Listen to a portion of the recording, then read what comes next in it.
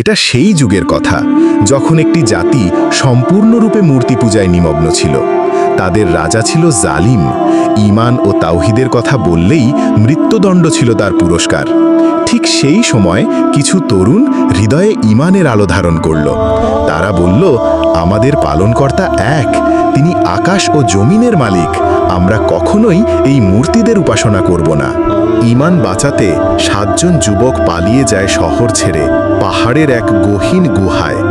তারা আল্লাহর কাছে দোয়া করে, হে আমাদের রব, আমাদের প্রতি তোমার রহমত বর্ষণ করো এবং আমাদের জন্য সঠিক পথ তৈরি করে দাও।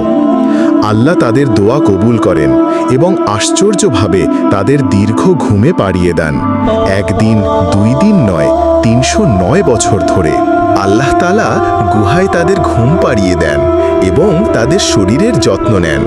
তাদের দেহ এক পাশ থেকে আরেক পাশে ফিরিয়ে দেওয়া হতো যেন পচে না যায়। গুহার মুখে তাদের সঙ্গী একটি কুকুর শুয়েছিল, তার পা মেলে দিয়ে পাহারা দিচ্ছিল। 309 বছর পর আল্লাহ তাদের জাগিয়ে তোলেন। ঘুম ভাঙতেই তারা বলে, আমরা হয়তো একদিন বা দিনের কিছু অংশ ঘুমিয়েছি। তাদের মধ্যে থেকে একজনকে পাঠানো হয় খাবার কিনতে, কিন্তু তার হাতে ছিল প্রাচীন মুদ্রা।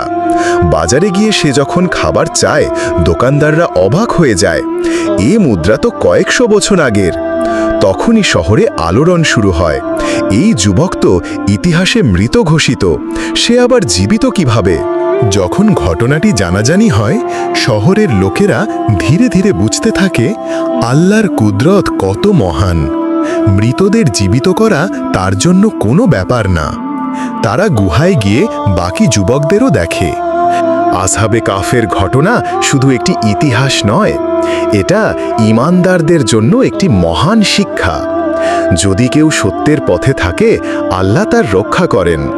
ভয়, হুমকি, নির্যাতন সব কিছু অতিক্রম করে একমাত্র আল্লাহর উপর ভরসা রাখা ঈমানের পরিচয়। এই কাহিনী আজও আমাদের বলে, সত্যের পথে অটল থাকো, আল্লাহ তোমার রক্ষাকারী।